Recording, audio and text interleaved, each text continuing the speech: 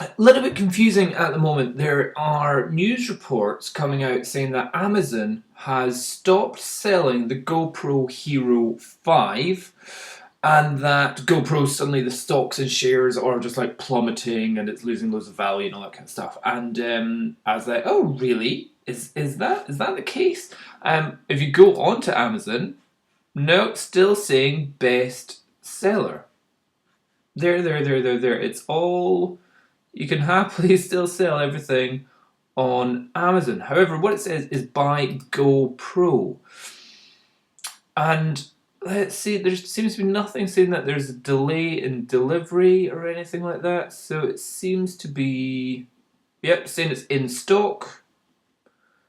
So I don't know whether this is just an American thing and it's not happening in UK certainly because they're saying it's because Amazon was trying to have a lower price than what GoPro was happy to sell at, but no, that seems to be certainly in the UK the price that we want to hold on 6 new from 329. So these are just from different companies, and there Amazon.co.uk £350. That's exactly how it was. There is no difference. It is still being sold. That's a little bit confusing for me at the moment.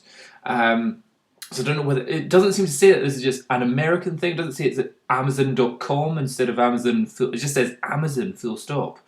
So anyway, what do I think about this in terms of GoPro? Well, first off, I want to say about the GoPro Hero 5, wherever it is in this room. I'm not massively impressed by it. I've been using it now for about 2 weeks, and the touch screen at the back, yeah, that's cool, that's handy, it's nice to see little things, but when you're already using like an iPhone or something and you're Wi-Fi connected, your iPhone is a far better thing to see everything on. Granted, it means you now don't need to have 2 things going on at the same time. So the LCD screen, touch screen at the back is good, but everything else, there's very, very little difference between that and 2 generations back, the Hero 3 Plus Black Edition. And there's a video which I've got coming up very soon where I've gone into the Pro Tune settings and done a low light comparison, and so both at ISO 6400 and the Hero 5, which you'll see when it comes up, isn't really winning. It's different, but it's not necessarily winning. So yeah, although this is a 2 generations newer camera, it's not really that amazing at the moment, to the point where I'm happy I've kept my GoPro Hero 3 Plus Black Edition, because also the audio in the new Hero 5 sucks. I'm really not enjoying it. So for my like in-car blogging, I'm still going to be using the Hero 3. So yeah, it's not, and also the image stabilization, I'm not loving it. It does add a little bit, but is it any better than what you would get in using Final Cut Pro editing software afterwards? No, it's not. It's not been like the whole whoa, I'm amazed. And the battery takes forever to charge up as well. Some people are saying, "Hey, it's fast charging." I'm like, "Is it hell?" It's taking like 3 hours to charge up. So yeah, again, it's not blowing me away. It does have some slightly beneficial specifics. No, beneficial things that it can do, but it's not mind-blowing, it's not a game changer, it's not going to make everyone kind of go, I need to go buy it, especially after all these people have been testing it. Same with the Hero Session, the Session, it's pretty much no difference from the first generation Session as well. So don't feel like you're being left out in any way if you haven't got the Hero 5. So yeah, I don't think the Hero 5 is going to be the thing that's going to make everyone suddenly go, hey, let's go buy more GoPros. Let's buy GoPro again, especially when there's so many Chinese companies that are bringing out cameras which are just as good. There's one called Yi, it's a Y-I, or Yi, I have no idea how it's pronounced. The performance on that one, which is, I think it's only like £200 compared to the GoPro, which is £350, it's almost, you cannot tell the difference. You have one side by side, you can't tell which one is giving a better image. Additionally, anyway, I'm not going to go on to. I'm not doing a full review just now. But so I was looking at Petapixel.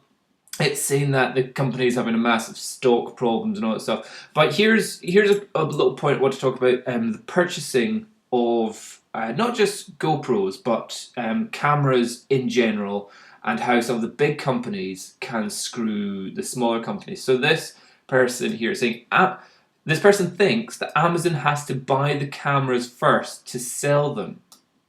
No, Amazon doesn't buy the cameras first. Amazon is simply a reseller. So it will take them in stock and sell them on, and once it's got the profit, it will give it back to the company. There's a big company in Scotland, probably around the world, called John Lewis, which has a very powerful buying ability, and it will effectively tell its suppliers what to sell its product at. So let's say I've made this amazing man mug, and I want to sell it. Oh, what's a really good retailer that everyone likes? Everyone likes John Lewis. Right, John Lewis, here's 1,000 cups. Please sell them for me at £20 a cup. And John Lewis goes, okay, we'll sell it at £10 a cup. And you're going to give us a discount on that as well. So you're like, so I'm only getting like £7 a cup, but I need 20. They're like, do you want to sell it with us or not? Okay, yeah. We want to sell it with you. Want to be seen selling it with you? Okay, cool. Now, if you want it in our catalogue, that's going to be an extra £1,000. It's like, but so you're having this, you're selling it, but you're not going to put it in the catalogue unless we pay you £1,000. Actually, sorry, we've already put it in the catalogue. You owe us £1,000. But we didn't say yes. Too late. Already done. It's just like, okay. And then at the end when they go, sorry, we didn't sell all your cups, so they've been taking up shelf space in our shops. Give us more money. So effectively, you can sell something or have a company sell your stuff, and you could end up owing them money. So that's kind of how Amazon works as well. Amazon is a reseller, so they will just kind of go, we will sell your product at the price that you tell us to, or maybe we'll put a little discount on it, and you will have to deal with the discount. It's amazing how when you become a big company, you can just screw around with smaller companies. It's amazing. So here, this person's, Amazon cannot suddenly decide to sell a $500 camera for $200 and the manufacturer has to pay for it. Yes, they can. I'd say that's probably an extreme example, but yes, they can. They can even say, we're going to do a discount on your camera for 3 days where it's going to be half price, and you're going to have to deal with that. So yeah, they actually can do that.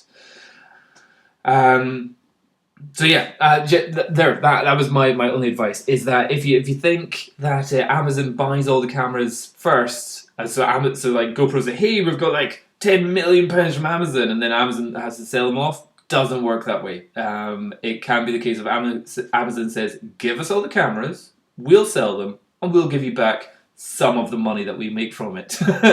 And we might throw in some discounts as well, which is like mind-blowing, which makes it very difficult for certain maybe smaller companies or up-and-coming companies who they have to create their yearly budgets. They have to say how much money they think they're going to bring in, so how much more stock they can use for materials and all that kind of stuff. And that's where the big companies can absolutely screw smaller companies. And that's why stuff like farmers markets, yeah, if we're talking about food, can be really beneficial for the economic system. And sometimes that's where Amazon and the big companies can just really screw smaller companies.